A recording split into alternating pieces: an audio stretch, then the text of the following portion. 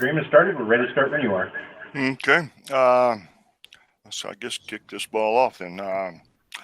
Margaret, let's do a roll call, please. Miss Stevenson? Here. Thank you. Mr. Sidwell? Here. Mr. Sandoval? Here. Mr. Streetman? Here. Okay. Okay. And for everybody's benefit, Liz will be absent tonight. Paul had a doctor's appointment, and they're probably just now getting home, if they're home yet. So I understand it was kind of late. So, okay. For the benefit of everybody listening, the people on this meeting tonight will be Teresa Stevenson, Jimmy Sandoval, Tom Sidwell, myself, Dr. Bush, Jim Morgan, Larry Wickham, Margaret Ragland, Josh McVeigh, Natalie Gillard, and Dr. Renner. And with that being said, do we have a motion to approve the agenda? Teresa Stevenson, so moved. Okay, could I have a second, please? Second, Jimmy. Okay, roll call. Miss Stevenson? Yes. Mr. Sidwell? Yes. Mr. Sandoval? Yes. Mr. Streetman? Yes. Motion carried. Okay. Do we have any comments from the public on this agenda, Margaret? According to Mr. Wickham, there were no public comments at this time. Okay. Consent agenda. Do we have approval? I'm assuming everybody has read the minutes from the last meeting. And if that's the case, do we have a motion to approve the consent agenda? I make motion that we approve the consent agenda. Okay, in a second, please. Second, Jimmy. Okay, roll call, please. Mr. Sandoval? Yes. Mr. Sidwell? Yes. Mr. Streetman? Yes. Miss Stevenson? Yes. Motion carried. Okay. Chairperson doesn't have anything to report at this time, so we'll go on to the reports. And Dr. Bush, I guess we'll throw it into your court to introduce our guests, and we'll go from there. Thank you, Mr. Chairman, members of the board. Welcome this evening. It's good to see you all. I want to take a moment just to, first of all, thank our architects who we've been working with before I introduce them. But we've had a great experience over the last couple of months working with these folks. And so it's my pleasure to introduce with us Melissa Walker, who is the architect in charge of the master plan project. And she will be able to share with us this final draft that Parker Hill has been able to put together with it for us. So we'll turn that over to Melissa.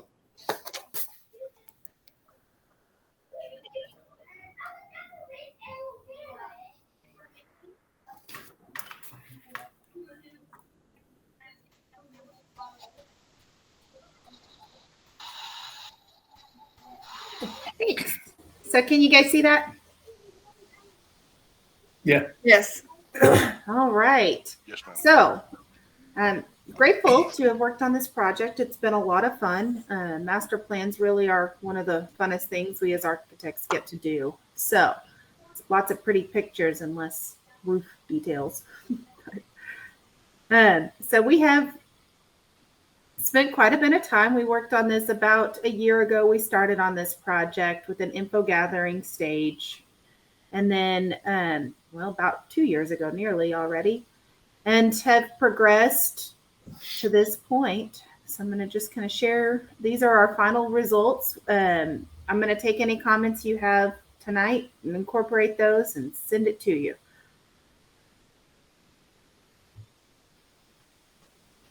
We'll skip the table of contents, and you guys will get a full copy of this, but I'm going to hit the highlights instead of reading every single page to you.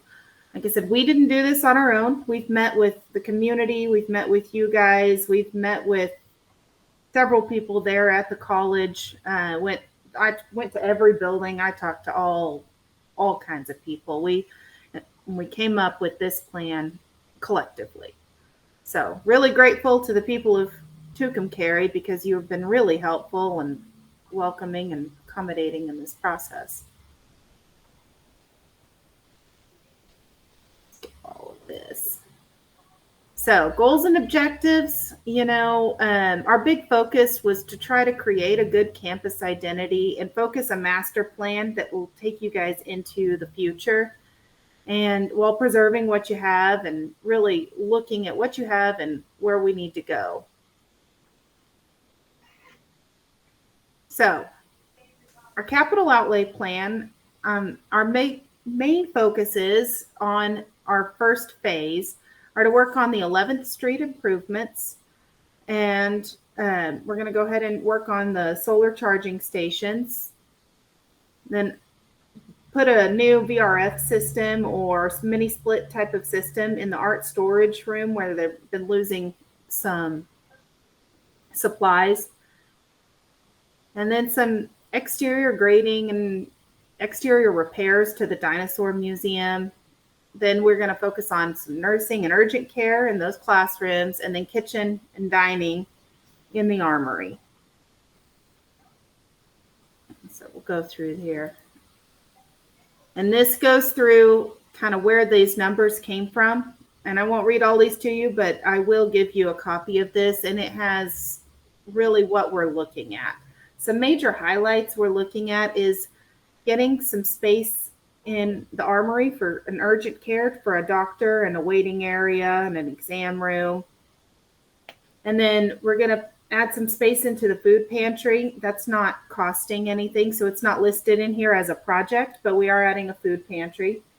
Working on getting the University Center opened in Building G. In Building A, we're looking at moving the Student Services Hub over to the existing nursing area. And in the next couple of years, we'd like to get the Hispanic and Multicultural Center up and running where the current Student Services Hub is. We'd like to get a black box theater out in Building C. And of course, the big project, new residence halls in here. So I'll go to, so here's where we are now. This is the current campus. And in the next 10 years, here's where we hope to be. And we've kind of highlighted some of the projects here in blue. Like I said, the Student Services Hub moving over here, getting esports and a mother's room in here, moving the bookstore over here. So this is where students go in Building A, and it'll be obvious. They've got a multicultural center. We've got an art gallery where the art students can start to display some of their work and start to celebrate students a little bit more. Black box theater, when we'd like to move maintenance over in here to where the construction trades were. And then we can open the black box theater up, open this bay. And that's just an economical way to add theater to the list of great things going on at Macelands. And then here we're planning on doing a 2-story residence hall for the first phase. And as it fills up, we can start to add additional phases. And then the armory, we're planning on doing nursing, and I'll go to the pages here. And then here we're planning on moving the meat processing here off of 14th Street. And we've allotted some space for the 9-acre solar power field.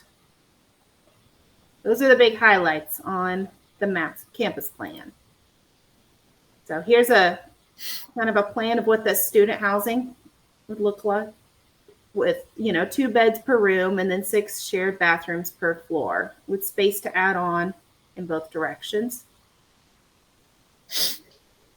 Meat processing, here's talking with Dr. Insidious, this seems to be the way to go. Dr. Bush has been talking, this has been moved out to a later phase when this program fills up a little bit more. He has been talking to Dr. Bush, you may help me out on this, for a temporary with somebody local, right? Yeah, that's correct. We're at the point of signing an MOU with a local new facility that's being built here. In fact, they're designing the facility to support our needs and actually adding components for us. So it'll give us the opportunity to begin our meat processing program by next fall. And we will have a facility and we're not going to have to build a facility for quite some time. Which is awesome. Right. Here's the plan for Building A. We're going to do the Student Services Hub right here where nursing is currently. Move the bookstore over here, esports, and then like we mentioned here, we'd like to do the art gallery and the multicultural center. And add a mother's room in here and open these windows up here to create visibility from 11th Street. Melissa, if you don't mind, if you click, do you mind going back to that previous slide for just a second? Mhm. And just, I want to point something out to folks because you're going to get this. And when you do pick it up, you see the bottom line there, it says museum. That's actually a typo. That is there is not a museum here. Okay, the museum downtown is staying downtown. That's in reference actually to the shared art facility to the multicultural center there, but that's not there's not a museum there. Yes, we're not planning on moving the dinosaur museum. No. Just Before anybody fix sees their that, ethos. We're going to try to fix their wall. Is what the project is at the dinosaur. Right.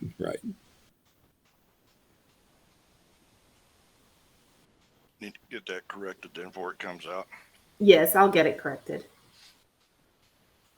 And then the Black Box Theater, mostly movable chairs. We'll build some platforms. We do need to add some restrooms in here to accommodate all those extra people. And then if you'd like to use, I was planning on some balcony seating, so I planned for an accessible lift to get you to the upper level there. Other than that, it's just some extra space here for planning on somewhere in this, we'd like to carve out some space for the food pantry. It's not really a project, so it's not really listed on this. And then here's our plan for the armory. Leave the volleyball court as it is. We need to renovate the locker rooms to meet accessibility standards. This orange area will become the urgent care space. This blue area here is for the nursing students, the darker blue for the vet tech.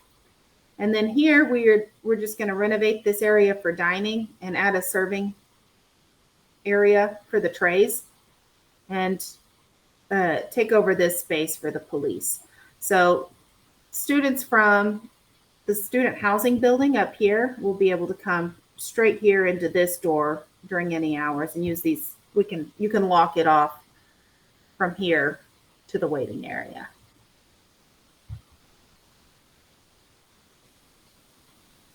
All right, and here is our aerial of what this campus is going to look like in the next few years. Hopefully you can see our student housing here in the back. We've got, opened these windows here on Building A.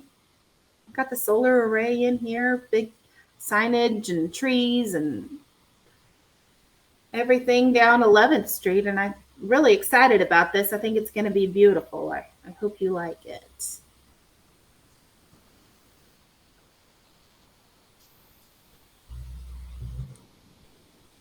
And that is the plan. Do you guys have any questions? Nope. Looks nice. Looks very good, Melissa. Good. Melissa, I have just two quick questions. Sure. The first one has to do with the residential assistant. When you build the dorms, like in the Stampede currently, the RA has a little smaller, more private room than the other students. So I don't know if that was thought about. Typically, what we would do in order to keep your structural grid straight, we would just give them, just not put 2 beds in one of these rooms. And that way, Okay, that would be it's a little fun. more economical to, yeah, Okay, I just wanted to bring that to your attention. sure. Okay, and then the second one on the corner of 11th and 66, Mhm. where the that is the new main the new main street. Yeah. Right there on the corner, that lot, is that on the corner of 11th and 66? Right there, it's a empty lot right now with a lot of bricks and things on it. Do we just buy that, or is that part of Mesa Lands? We would need to get permission to do it on this side. Right now, I believe you guys have access to this side. So, I mean, if there's no permission to do, but yes, there's nothing there now. It looks better with both of them, but yes, that conversation would need to happen with whomever owns this. If not, Okay. there would just be signage on one side. Currently, Okay, the college does not own that, neither does the foundation. Mm-hmm. We'll have to Right. negotiate, get title to the property before we build. that's what I was thinking. Yeah, Dr. Roundtree, we've begun some initial conversations about that. Okay, all right, thank you. That was my only 2 observations. Everything else looks very nice. And I think it'll still look good if those negotiations don't work. I think it'll still look good with signage on one side. So. What you can't see it very well in this small picture. I've seen the bigger picture of this, but the tree line street up Campus Drive has intermixed in between it pole flags, which really gives the whole campus a feel of being on a college campus. And those the messages that could be shared on those flags can be changed, depending upon what we're doing. It really pulls everything and unifies it all built around Campus Drive. When you get to see the picture up close, you'll be stunned. Yeah, it's kind of hard on the screen to present large enough.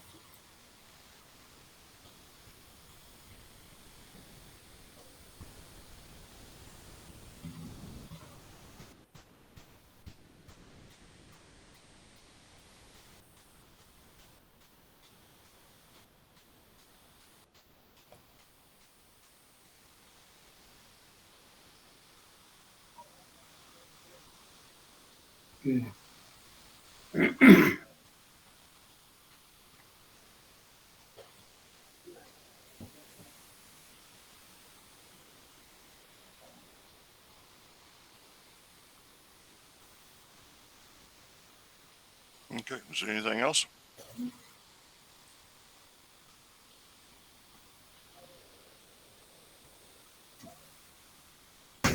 It looks good. You guys are all so straight faced. I can't tell if you like it or not. I hope you like it. I think it looks good. My question is, where's the water coming from in these ponds? Those are your roofs. Those are blue. Well, those are, okay. Those are your current blue roofs. Remember, that's why we had to change the color last month. Yeah.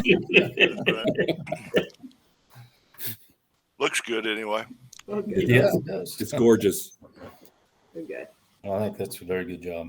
It's just going to be stunning when you drive up that street, because you're going to pass that building G, and then you see that the big open green space before building A, because building A turns now to face Campus Drive, and that whole front's glass, and it's a welcoming area to come into. That's where they get their.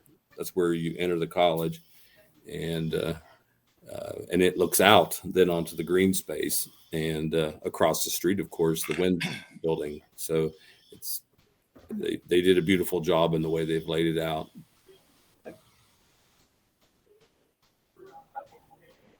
Right. Well, all right. Y'all let me know if you need anything. I guess I'll present it. I don't know what else to say, but it looks great. It looks great. It's nice. It does.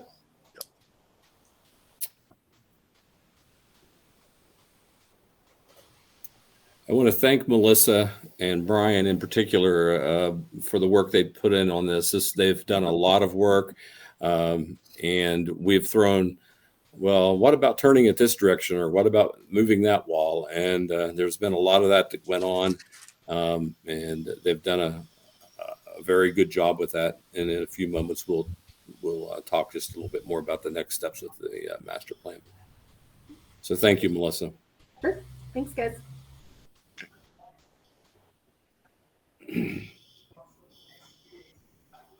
Dr. Bush, you're still up. Okay. Thank you, Mr. Chairman. While we're just still on that subject, I have just a couple of things to bring to your attention, and then I'll give you some quick updates.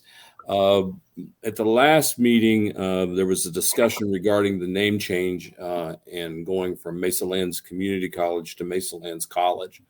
I've done the research on that and actually taken some steps and talked to, I believe it was CNM, who's been giving us some guidance on that as well, because they've gone through that.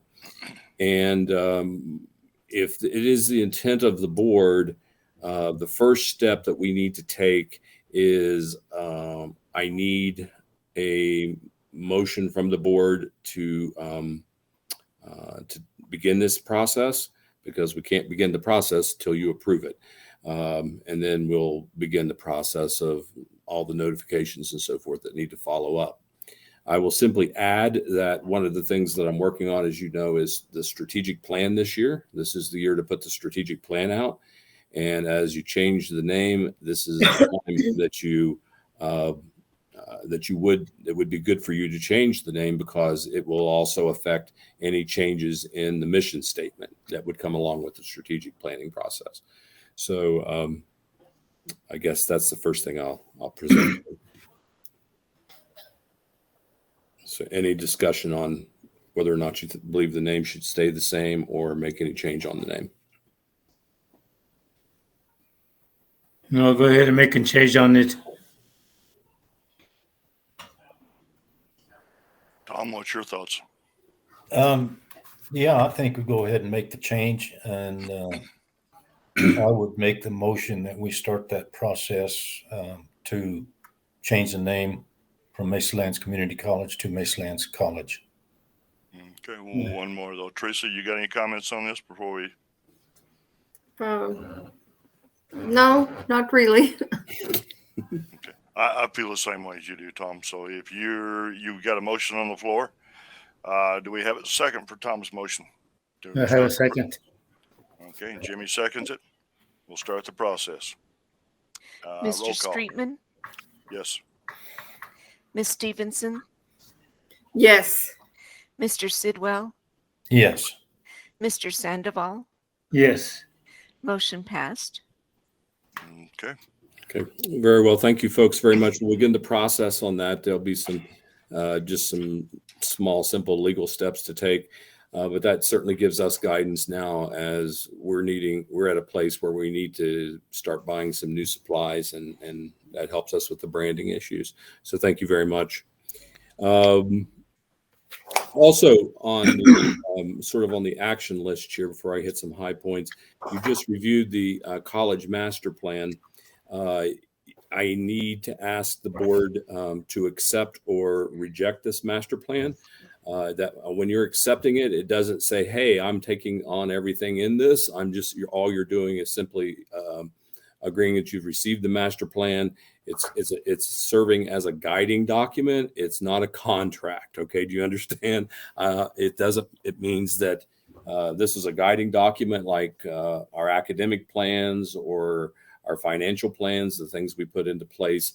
And then, of course, before we take any actions on any part of implementing the master plan, the board would be involved in that. But this would be the general overarching document from which we would work over the next 10 years as we take steps to implement the master plan. And of course, pieces of it you may choose to change or do differently as we move forward. I mentioned meat processing a moment ago. It's on the master plan, but we may choose to take a different direction with that down the road. So that would be the next item I'd ask you. I'm not quite sure where you're headed with that because we don't have anything on here as far as an action item for that. It's Number- number four. It's number 4, approval of college master plan action Okay, item. okay, excuse me. Yes, I stand No. corrected. I see it. It's Okay. it's my fault, Mr. You're Streeter. kind of going out of sequence, Doc. I am going out of sequence. and I'm trying to follow it the other way. So okay. Let's go back to the workforce solutions certificates and let's get that out of the way. Oh, okay, that's fine. And then we'll proceed down in order, please. Good. That's fine, not a problem. Okay, so we have the board would need to approve for us the addition of workforce certificates. Now, what a workforce certificate is the use of a micro credential, and a micro credential means that within the workforce side of what we're doing within our programs, we would use customized training to put together maybe 3 or 4 classes based upon what employers need. And when they complete that skill set, we would award a workforce certificate or a skill set certificate. Sometimes they're called. This is only, 2, 3, maybe 4 classes tops. That's the lowest level of award that we would offer at the college. The next level would be around 15 to 20 hours, and we currently call those occupational certificates. And then at the next level is about 30 hours, and we refer to those as applied science certificates. And the next level is at 60 hours, and that would be the applied science degrees or the Associate of Arts degrees. So there's 4 levels of degrees. It allows workers to come in. They can take this as a non-credit course. So if an employer comes to us and says, I want to, a good example may be Field Corps. If Field Corps came to us and wanted to do recertification for their employees, they could do that. They could do it as a non-credit.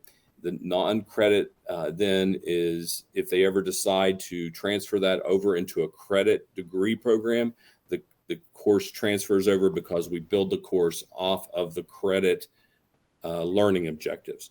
So this is how we move from non-credit to credit, and then they can begin the career ladder that would take them up various levels depending upon where they want to go and where they want to stop. So all you're basically doing and this request is for us to add the micro-credential level to our awards. Okay, any questions, anyone? Yeah, please ask. What are, give me some examples of what the workforce. Absolutely. What kind of academic or what kind of skills would you be teaching in this where they would get a certificate? Sure. I think Jim's on here. He can jump on there and answer this too. But where it started for us actually was in the WIN program. And it actually started with Field Corps, who came to us, and we provide certification, Jim. Is that the right word? Recertifications for them. So they take a small class, and then they have an additional 3 levels of recertifications that they can take. So it's a combination of 4. And so that's one example. Another example is that a business comes to us or someone and we customize the training for them. And if you looked at the Microsoft Office suite, for example, there would be Microsoft Word, PowerPoint, Access, and Excel. And they only chose to take Excel.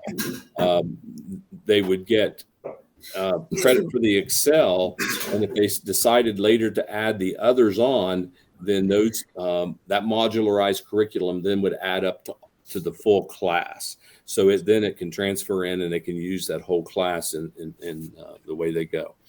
This is very, very applicable. Dr. Insenius and I have had lots of conversation about this because just the other day, the expression he uses, there's 15 steps now in our agricultural program. Everything from seed to the table and all the steps along the way. And we can take one piece of that out and make it as a micro credential, and they can learn one element of it. So, and then they could get that type of training versus someone who, in order to get the full degree, would take it all the way from feed to the table, and in order to get the whole degree. Does that make any sense, Mr. Sidwell? Yeah, it does. Thank you very much. So they would just take chunks of it, Yeah. and it allows us to chunk the curriculum. And then if they so choose, they can go on and keep adding and picking that up and building upon that curriculum. Right. Okay. It's the trend. It's what's happening across the country. There's a lot. The most important thing, and it's also built a lot on competency-based learning, which we'll be talking about at another time. But it's showing that the students have met competencies, and then once they've done that, and those competencies are lined up with class course competencies. So that's how we can go from non-credit to credit with them.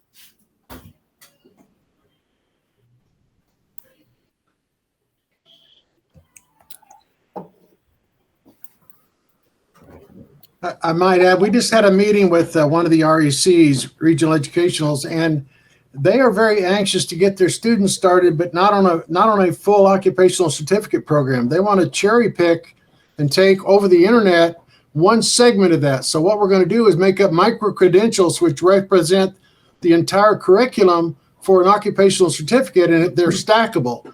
If they decide they don't want to take electricity, they don't like electricity, but then they get into it, they take introduction to wind, hydraulics, mechanics, they say, well, I'm so close, I'm going to go ahead and tackle electricity. They haven't lost anything because those credentials that they've gotten, those micro credentials, are stackable to go forward.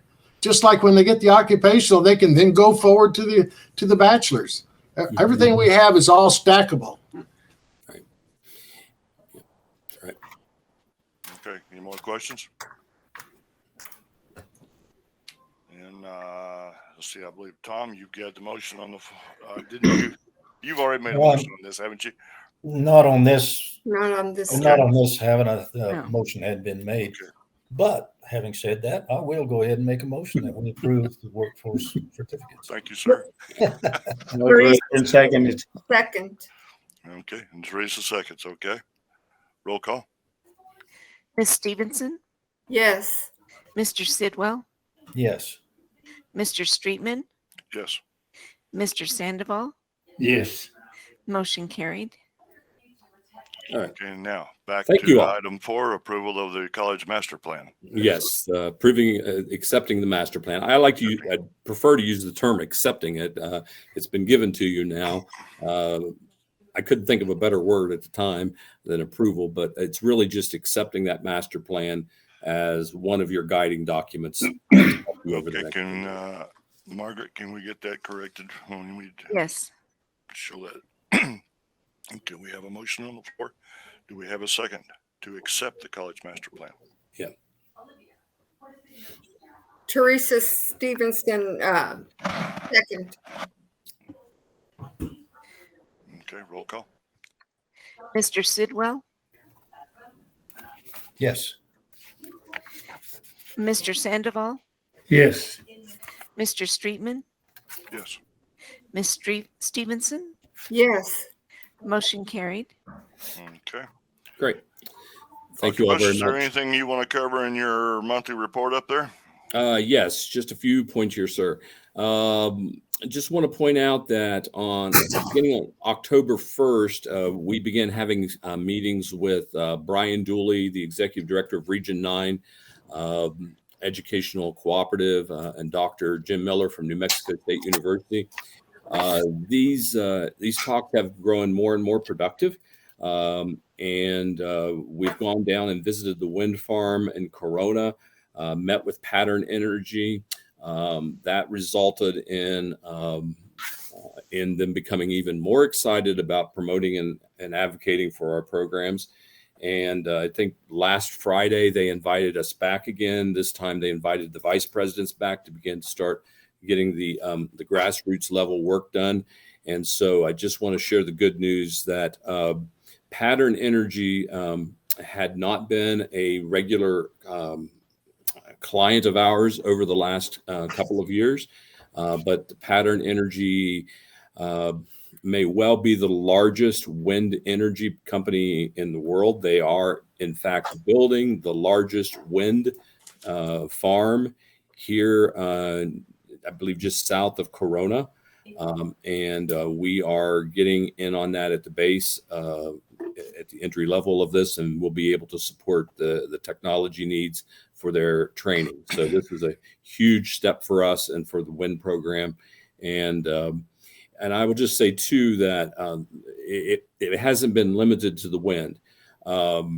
Dr. Miller has been bringing to us some other opportunities that we're working on that will open up, I believe, the doors for Mesa Lands to schools and to veterans and a number of groups across the state. He's very, very eager to work with Mesa Lands and is a huge advocate for what we're doing here. On October the 4th, we did hold a workshop here at the college for Hispanic student success. This came as part of our grant from the U.S. Department of Education. They provided all of the speakers and everything for that. It was the whole community came together, and I have to share with you, it was a wonderful experience from where I was to watch, because it was not just our student services people or our faculty who typically are the ones who are on the sort of the front lines with our students when we talk about enrolling or registering or supporting our students, but it was everybody at the college, and everybody could see what their role was in helping our students become more successful. So I just want to, number one, a shout out on how well they did, but we are continuing to drive that engine for success and access. Dr. Encinas and I met with the local entrepreneurs who are constructing the meat processing facility here at the edge of Tucumcari. These businessmen and the college are very, very eager to work together.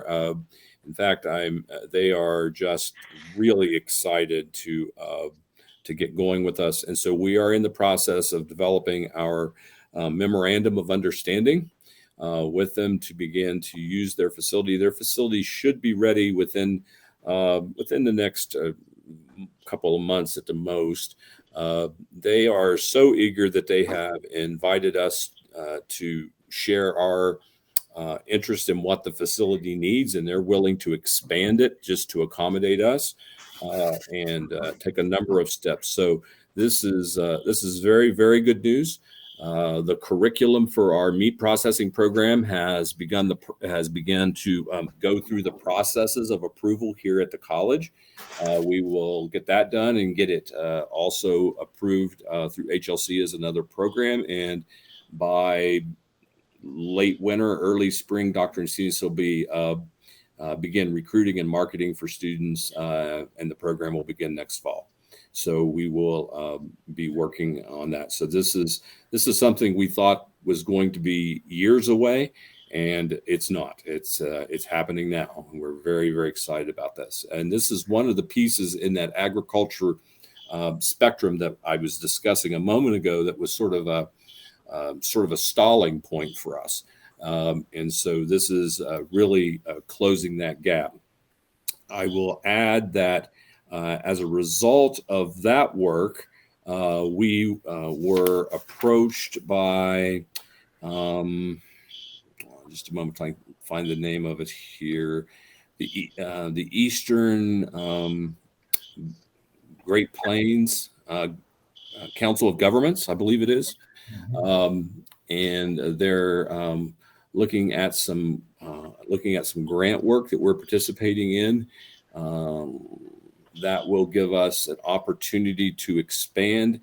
In the first phase is simply the planning stage. They're very encouraged that we could actually receive funding on that planning phase, which would be, I think, $500,000. And after that, it's, I believe, $25 million.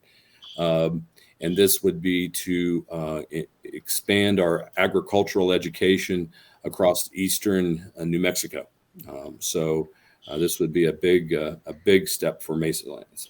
So we're very excited to share that information as well. It is, of course, I know you all know now, but it is, of course, my sad duty to report that Tommy Jones, our ground supervisor, passed away. And that has had, of course, a profound effect here at the college on a number of people, both those who are related to Tommy, as well as all of us who were friends of Tommy. And so I don't want the meeting to go by without taking that moment to pause and recognize him at this moment, and thank him for his long service to the college.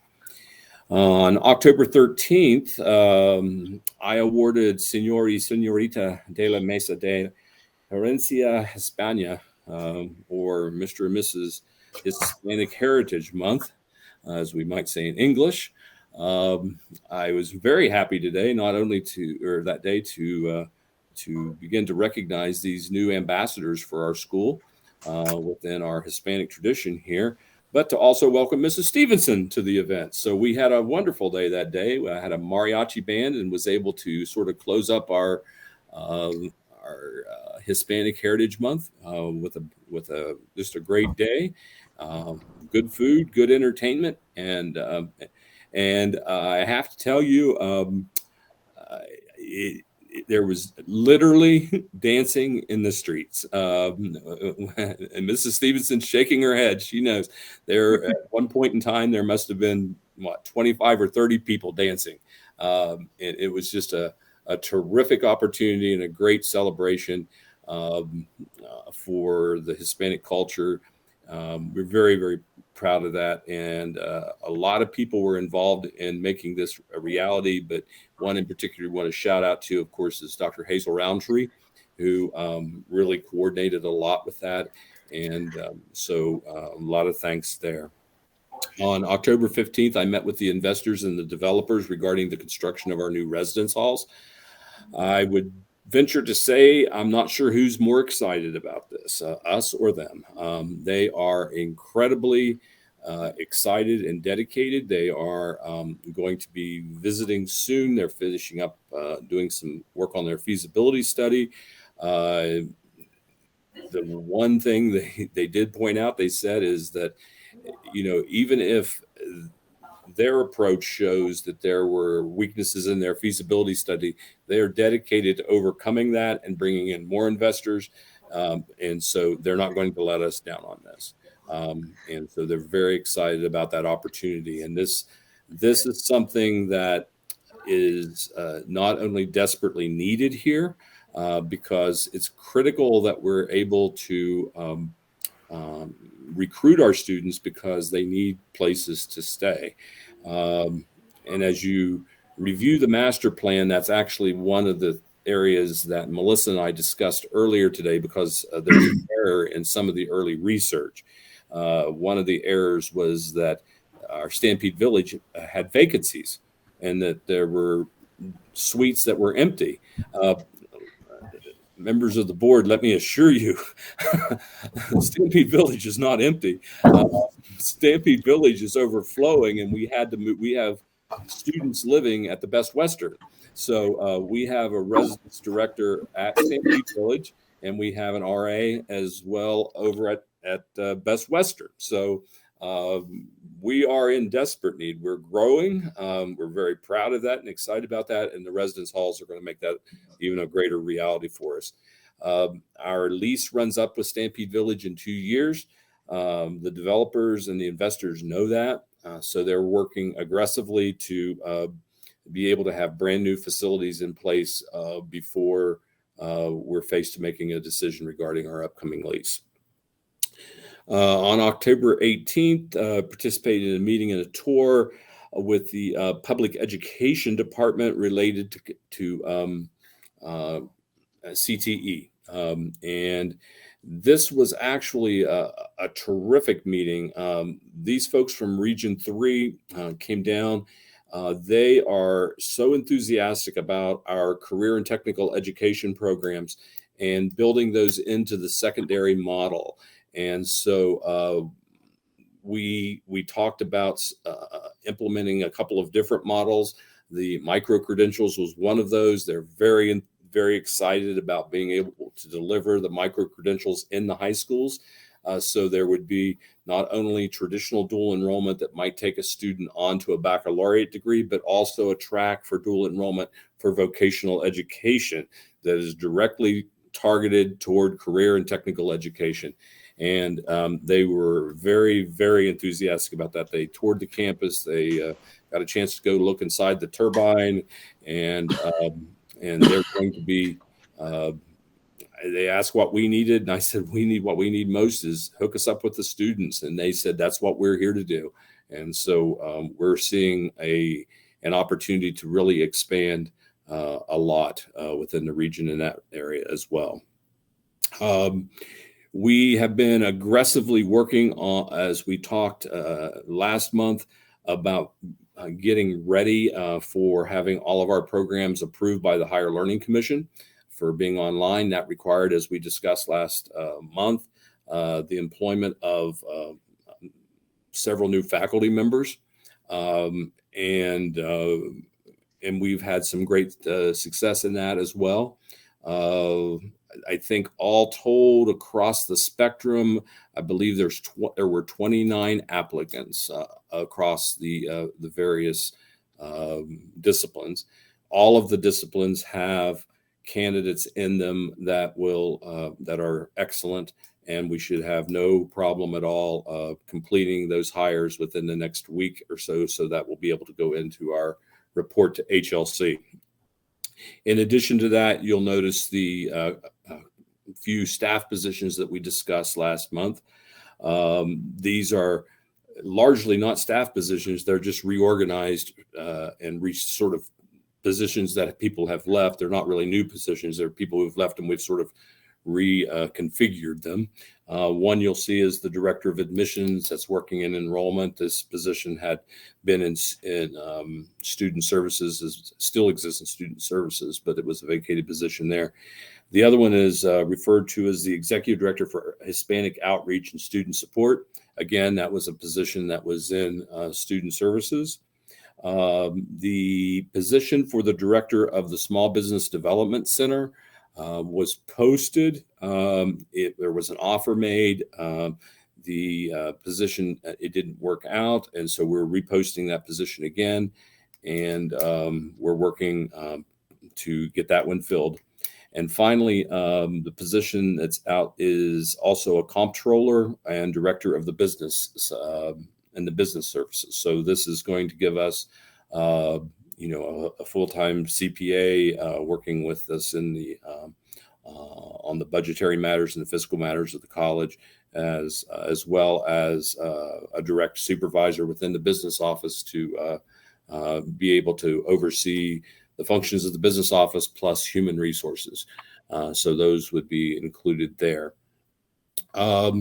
Just 2 or 3 real quick things here. Wanted to alert you that the outbuilding at the museum that was damaged in the big storm has been declared a total loss now. And so that prop, now we're going to have to go back and take a second look as to what the next steps will be. But that's been determined by the insurance and those inspecting the property as now a total loss. So we'll be dealing with a little bit on that. That sort of goes into the next subject. I think it's real important to just let you know that we are continuing to experience an increase in the number of reports of vandalism and destruction of property here on the campus. This is just there just seems to be a steady account of these acts of damage, from breaking windows to ripping out our copper, to these kinds of things. And it underscores a need for us, of course, on the campus to have a more secure environment here. But I wanted to make sure that that was brought to your attention. You were aware that that there is an increase in unfortunately, in some of the vandalism we're facing. Finally, I just want to touch on 3 new hires that you'll maybe run across in the street one day. I'm very excited. We looked for a long time, talked to a lot of people, but we were able to finally hire a director of nursing. So our nursing program is on its way. This is particularly exciting because her name is Shannon Fries. She's coming to us from Colorado, and prior to that from El Paso. She has over 30 years experience in nursing and in nursing leadership, and she has a master's of science in nursing and with a specialization in nursing leadership. So she will become the director of nursing, and she should be joining us, I believe, possibly at the end of this week. She'll be working with Ms. Gillard with the next steps on getting everything approved through the nursing program, and begin to start looking at recruitment soon as we get all the approvals in place. So that's really very, very good news. The other thing I just want to mention about her, which makes it really doubly exciting, is because she did come from El Paso. She also has a Texas nursing license. And with her picking up her New Mexico nursing license, this will give us the ability to offer clinical sites for our students in Amarillo, any place across the border. We're so close. So in some cases, we had looked at clinical sites, as far away as Albuquerque, where now we're going to be able to look at clinical sites in some cases that are much closer, because she will have both a Texas and a New Mexico license. So that's really good for us. We also have hired a ground supervisor and a coordinator of campus safety. That's Chester Bobbitt. He will be doing a lot with the maintenance area, but he's also, I think I mentioned to you before that one of the things we're working on in reducing the number of people we're hiring, we're offering smaller supplemental contracts for people to pick up an extra duty assignment. And so one of those that he's picked up is he will be working as well as coordinator for campus safety. So he's only been with us for about a couple of weeks now, but he'll be working more in campus safety. And as we move toward developing a campus police force, he will be incredibly invaluable because he retired from the New Mexico State Police. So he is a retired state policeman and will be a great asset to us there. I want to mention another one that's on one of those little stipends, just a part-time deal. And that's the executive director for workforce development. Every day we get emails offering us money if we have a workforce development area. Every college has one. We didn't. So I have convinced someone I know who has worked in workforce development for 20 years to step up to the plate. And so Mary Beth will be working as our executive director for workforce development. She does not report to me or have any reporting line to me. She reports to Mr. Morgan and to Ms. Gillard. I wanted to make sure that she was reporting to 2 people, so there would be no questions about that. And just for your sake and for the sake of the public, so that they understand what we're talking about, if we were hiring this position out, this would be a position that normally pays around $90,000 a year. She's getting a stipend on this and is doing it for 10. So we're not paying her much to do this job, but she is very active and has already been attending the Economic Development Corporation. She's been participating in a number of meetings, and she's very anxious to continue just to support the school in the same way that I have as well. So I wanted to make it clear that It's part-time. She's no direct connection to me, and she's not getting rich doing it. So anyway, so Mr. Chairman, I do believe, sir, that hits my high points for my report this evening. If the board has any questions, I'd be delighted to take your questions and answer them the best I can. Questions, anyone? Dr. Bush, I just wanted to clarify something. Yes, sir. In your report, you said the executive staff and yourself inspected the corrals that will be used in collaboration with the national parks. Mhm. Now, the agreement is with Carson National Forest, I believe. Yeah, I think you're correct. I think that's an error in my report. After I submitted it, I caught that myself. You're correct, Mr. Sidwell. And it is the corrals are just amazing, sir. When you're down here, you must stop and see them. They've done an absolutely wonderful job on them. They're built very secure.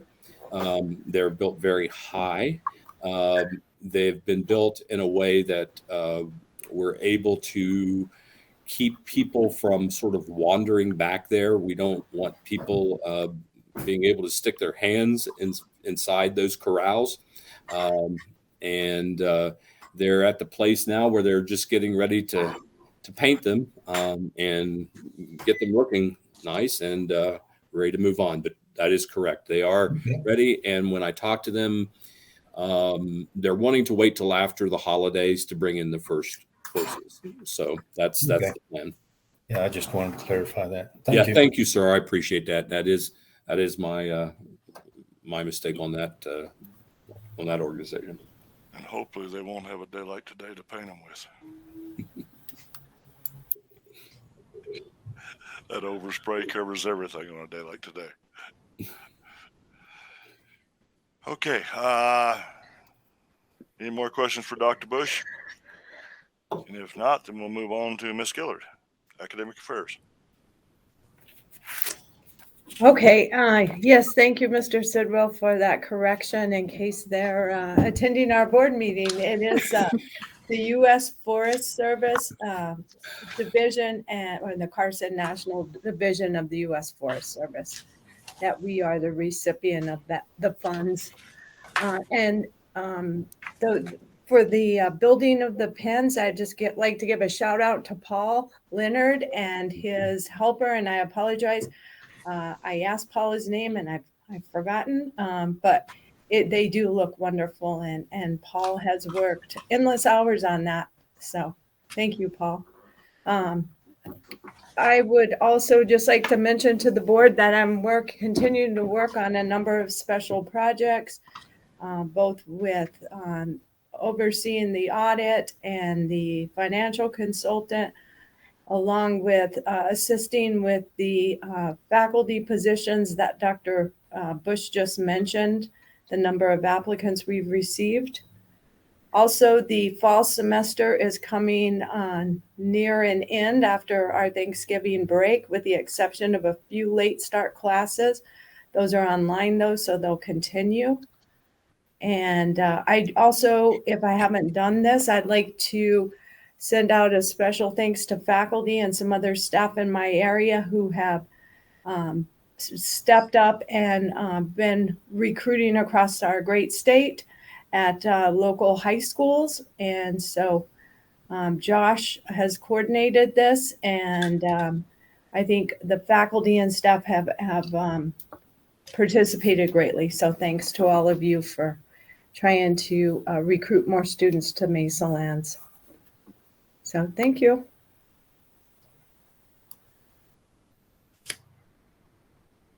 Okay, any questions for Natalie?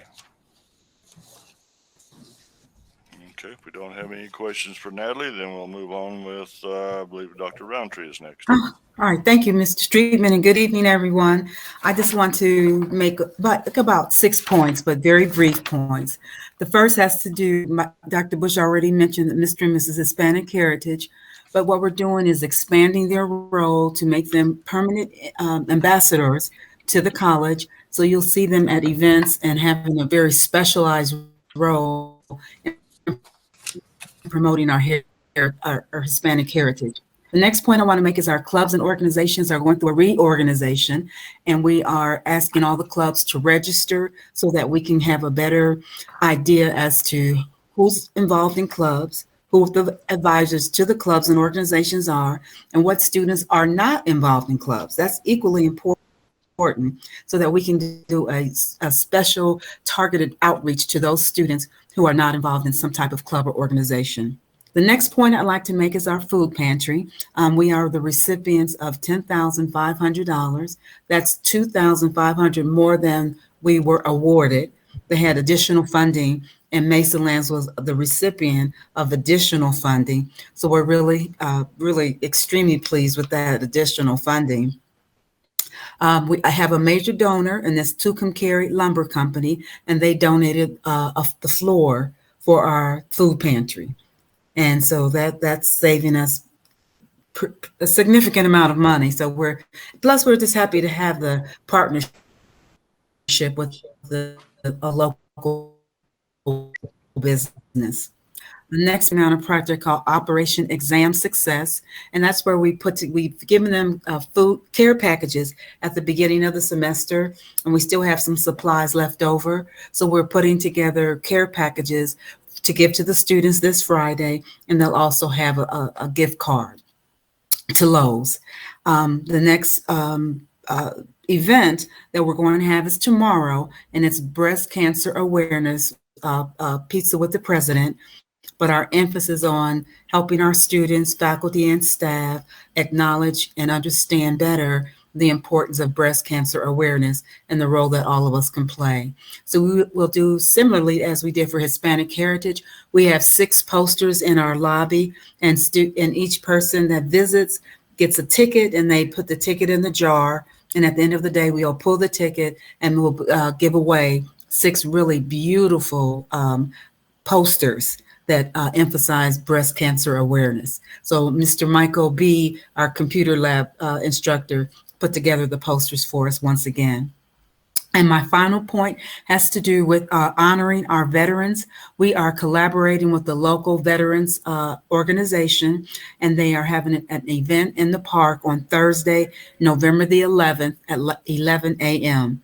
And they ask our student organizations to assist them with the refreshments for that event. So it is open to the public. It will be at the park at 11 a.m. and then they'll have refreshments at their Veterans Center immediately after their program. So that's Thursday, November the 11th at 11 a.m. And that is my report. And I certainly would love to answer any questions. Okay, Dr. Roundtree, which park? Oh, I'm sorry. It's called Veterans Park on Main Street. I apologize. Thank you. I did have to walk over there and find it the other day. I drove around and couldn't find it. Then I got out of my truck and I found it. But it's right down the street from the Veterans, I think they call it the Veterans VFW. Yes, ma'am. So it's right on that, right 2 blocks down from the VFW. Okay. Questions, anybody? And it's open to the public, so everyone is invited to attend. Questions, anyone? Okay, if we got no questions, we go on to Mr. McVeigh. All right. Well, good evening. And I am happy to share with you about, we've got several things that have happened with public relations and media that we've put out. Top of the list, I'd like to mention the rodeo that we had a couple weeks ago was a very big success. I do want to say thank you to our community of Tucumcari as they came out to support our rodeo team. And it was really encouraging to see everyone there and make connections while we were there and cheering on our students as they participated. And so that was very exciting and a lot of fun. Of course, all that's involved with that, including tickets and the programs, the posters around town, announcements, radio, all those things that are involved in that. But it was a wonderful event altogether. All around, our students, our men's rodeo finished in 3rd place, and our women's rodeo finished in 3rd place overall. In that, we had a bareback champion who won in that category. And then we had a goat tying champion as well who won in that category. The other categories, we had second and fourth place in the bull riding. And then our team ropers took second place. So just a really fantastic event that was put on. I want to thank Coach Matt Hughes for putting on a fantastic event, but I also want to thank those volunteers that helped to work the gate. And I want to take a special moment to thank Jessica Gonzalez and all of her help in organizing that event and organizing the volunteers, as well as Nikki Vasquez and others that helped out and making that event successful. Something we tried this year was opening up to the community, allowing tables that they might want to bring in to put on display, whether it was some items that they wanted to share, crafting or jewelry that they had put together, or different items they wanted to share with the community. And that seemed to be a well received and seemed to be successful.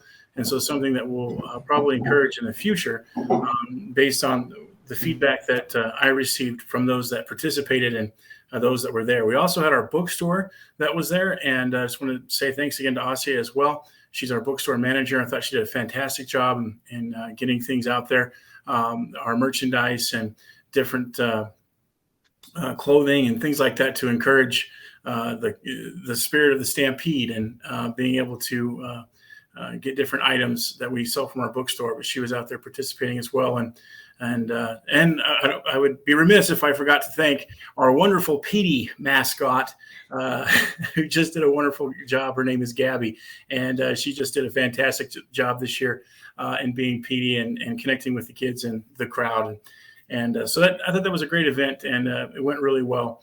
Other things that we have, going on, we continue to work with enrollment and ensuring that we're making it as accessible as possible so that students can access, and of course, leads to student success by using the resources that we currently have. And so we've been taking strides internally to make that work as best as it can and continue to push that forward. And we look forward to early enrollment, which is just around the corner, and we'll be able to start doing early enrollment here soon.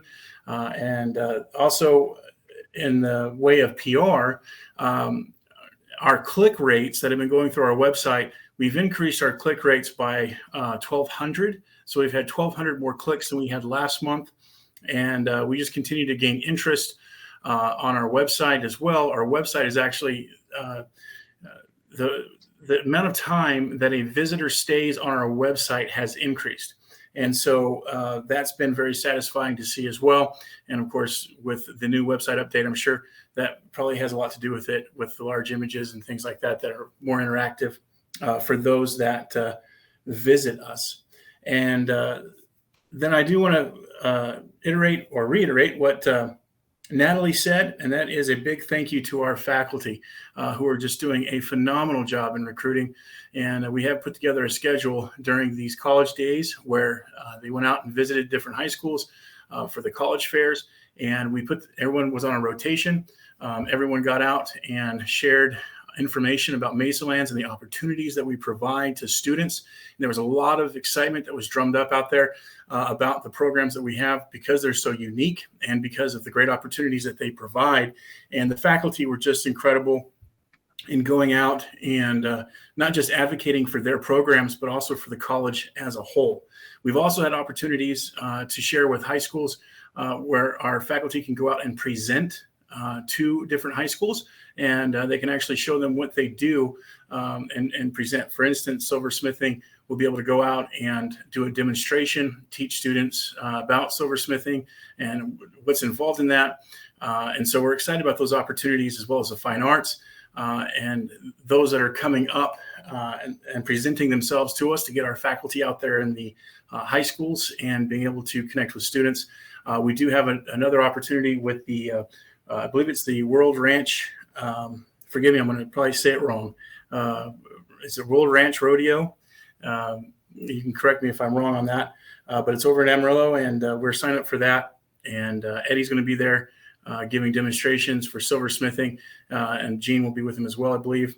And so again, opportunities there to recruit and they continue to come in, and we continue to take advantage of those. So we're very excited about where things are going and the future, what the future holds for us. So thank you. If you have any questions, I'd be happy to answer. Josh, would you like to include golf? Yes, thank you. Golf, it's phenomenal. I can't believe I almost forgot that. Golf, we have two of our golfers that have been invited to the National Golf Tournament that is out in Hilton in South Carolina. And so they've been invited to be a part of that tournament because they qualified. And so we're so proud of our two golfers, Mr. Kroom and Mr. Cordova. That are both going to be participating in that national tournament because they qualified. They're that good. So we're very proud of them, very excited for the opportunity that they have to participate in that. And I believe if you recall last spring, Mr. Krupp went to we had one student that went last spring, but now we have two. And we just continue to look forward to more and more as they approach in the future.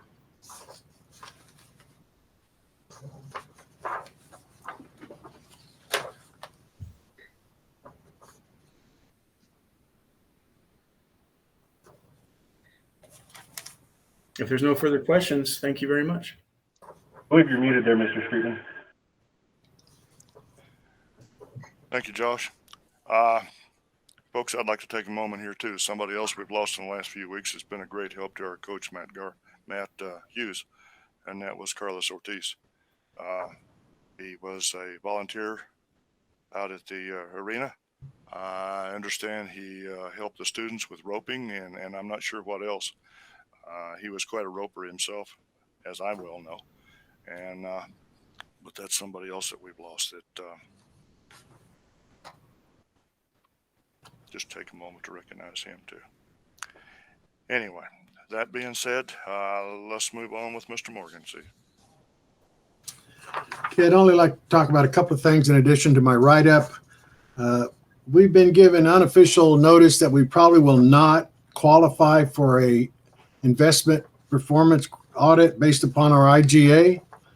It appears that the amount of savings available, if we even do most of the improvements they want, will not cover the cost of the loan in order to pay for those improvements. And that's a requirement of that program. So we're going to have to pull out of that. However, we still have enough money in appropriations to go forward with the solar training facility, as well as the storage and accompanied with that, which will back up the data center. And on a smaller scale, the battery will probably won't cover 24 hours, for example, might cover 8 hours, but whatever it is, it'll be a vast improvement over what we have now. It will also allow us to train some on battery technology.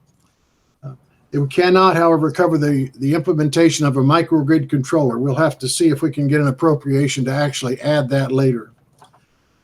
As the president mentioned, we went to HED and tried to get an appropriation through the RPSP research funding to establish a police force. That was not turned down by RPSP.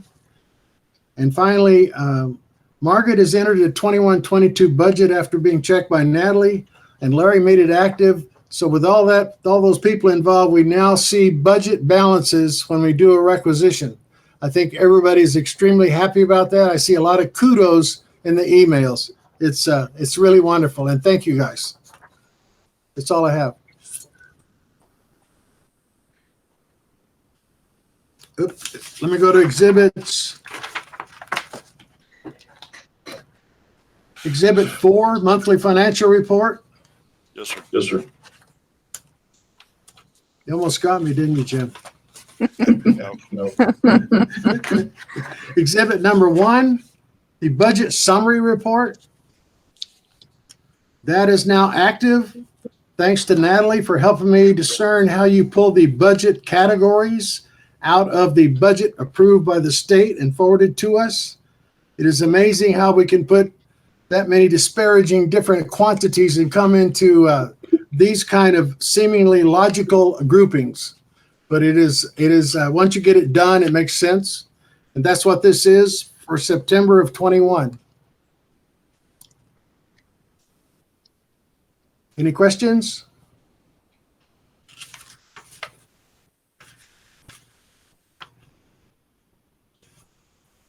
Okay, go to Exhibit 2. I made a little note there. We don't get reports from anybody except mostly. Let's see, what is it? It's Tucumcari Federal Savings Loan, I believe, and they're the only ones that give us monthly reports so that I could report the earnings for the month. I didn't baseline this, so this particular report does not show any interest. The amount shown for the principal amount is actually the amount after we added the last month's appropriate interest earnings. Next month, I will show the missing column here, interest added this month, and show how it added up and increased the amount we have on deposit.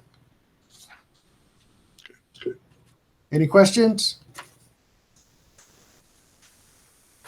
Okay, go to Appendix 3. This is the check report or expenditures report. I unfortunately did not have time to figure out how to not have it print out financial aid disbursements, so that's what all those 999s are.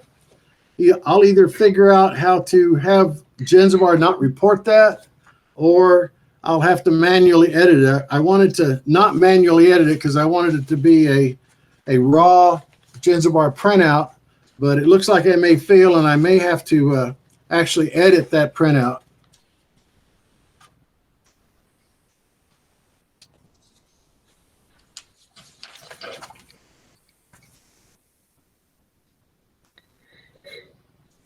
Any questions on the check report?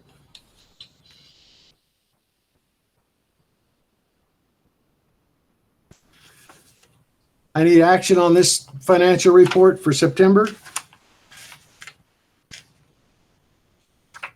We have a motion.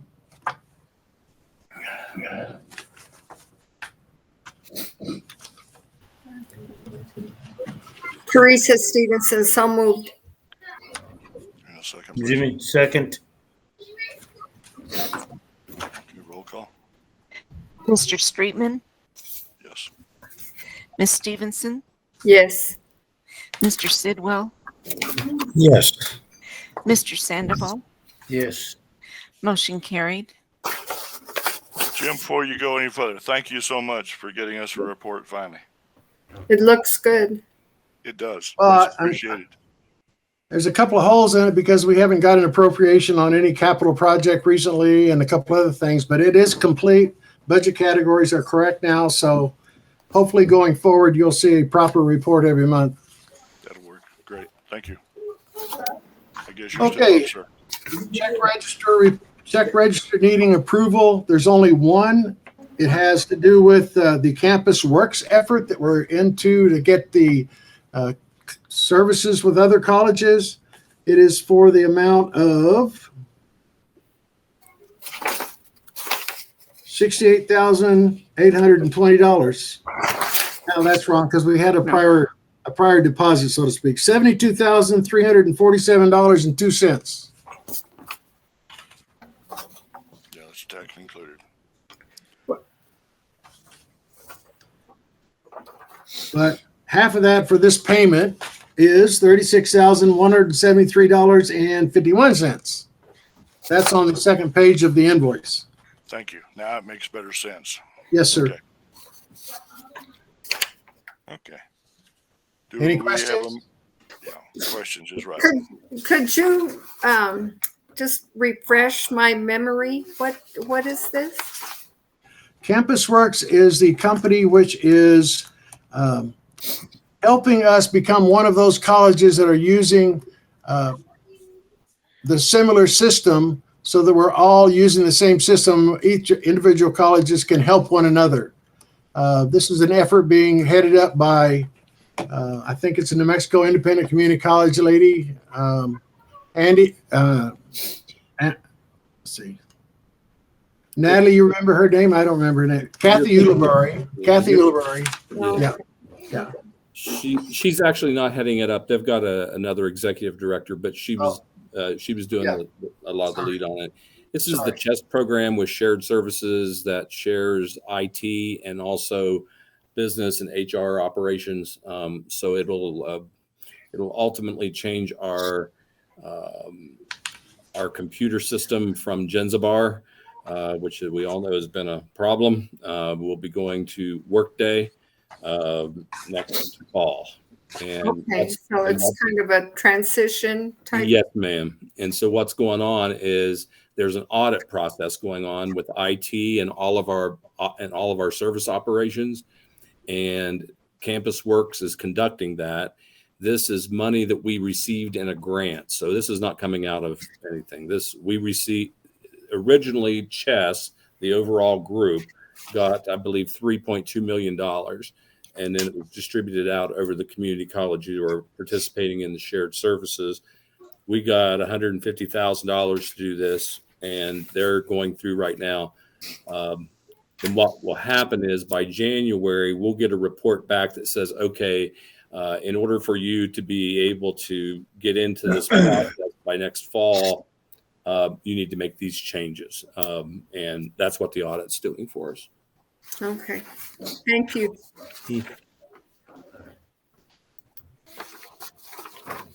Need action on that invoice, that requisition? Yes, sir. Do we have a motion? And I'll make a motion that we approve the invoice. Okay, in a second. Second. Go ahead. Which one? Jimmy can have it. I think Jimmy went first. Okay. Okay. Thank you. Thank you. Okay, roll call. Mr. Sandoval, Yes. Mr. Streetman, Yes. Ms. Stevenson, Yes. Mr. Sidwell, Yes. motion carried. At this point in time, I guess we'll go into executive session pursuant to the items that are listed here. Do we have a motion to go into executive session?